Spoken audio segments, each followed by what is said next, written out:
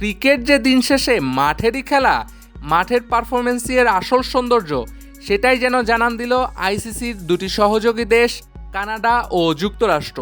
সহযোগী দেশ হিসেবে টি-20 বিশ্বকাপে সর্বোচ্চ 194 রান তুলেছিল কানাডা, যা যুক্তরাষ্ট্র 14 বল এবং 7 উইকেট হাতে রেখেই জিতেছে।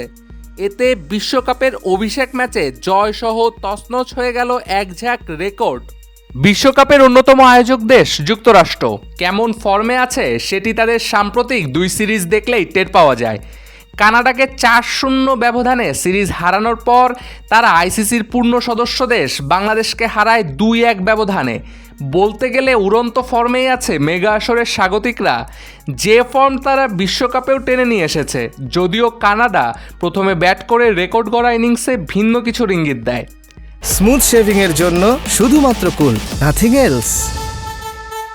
তাদের সে লড়াই ভেস্তে দিয়েছেন যুক্তরাষ্ট্রের সহ অধিনায়ক অ্যারন জোন্স এবং অ্যান্ড্রেস গাউস।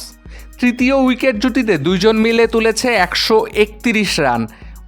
ওভার প্রতি রান এসেছে 14.29 গড়ে, যা টি-20 বিশ্বকাপে যে কোনো সেঞ্চুরি জুটির সর্বোচ্চ রান রেট।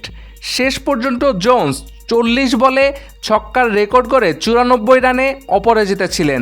46 বলে 65 রান করেন গাউস। এর আগে প্রথমবার টি-20 বিশ্বকাপ খেলতে নেমে 2014 আসরে নেদারল্যান্ডস 193 রান তুলেছিল। অভিষেক কোনো দলের সেই রেকর্ড ভেঙে কানাডা আজ তোলে 194 রান।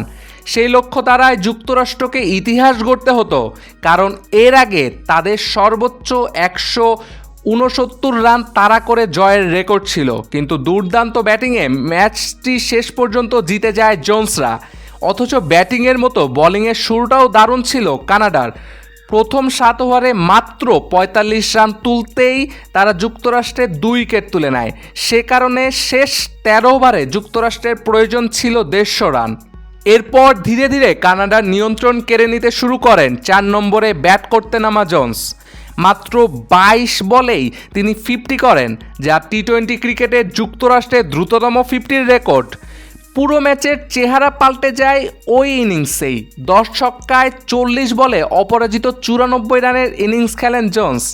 তাকে যোগ্য সঙ্গ দেন 3 নম্বরে খেলা গাউস ফিরলেই ঝড় থামাননি জোন্স। জয় নিশ্চিত করেই মাঠ ছাড়েন যুক্তরাষ্ট্রের এই সহ অধিনায়ক। এর আগে নিজেদের শেষ 5 ম্যাচে কোনো জয়ের দেখা না পাওয়া কানাডার রীতিমতো ঝড় তুলল ডালাসের পেরিভিউ স্টেডিয়ামে। উদ্বোধনী ম্যাচে যুক্তরাষ্ট্রের বোলারদের ব্যাপক শাসন করে কানাডা স্কোরবোর্ডে জমা করে 194 রানের বড় সংগ্রহ। মার্কিন যুক্তরাষ্ট্রের মাটিতে টি-20 বিশ্বকাপের শুরুটাও হলো মনে রাখার মতোই। নাভিনীত ধালোয়াল তুলে নিয়েছিলেন এবারের আসরের প্রথম 50। 61 রানের ইনিংসে ছিল 6-4 আর 3 ছক্কার মার। 128 রানে তিনি ফিরে গেলেও নিকোলাস কির্টন ছিলেন অবিচল। 30 বলেই 50 তুলে নেন তিনি। দলকে পৌঁছে দেন শক্ত অবস্থানে, যদিও 51 রানেই থামতে হয়েছিল তাকে।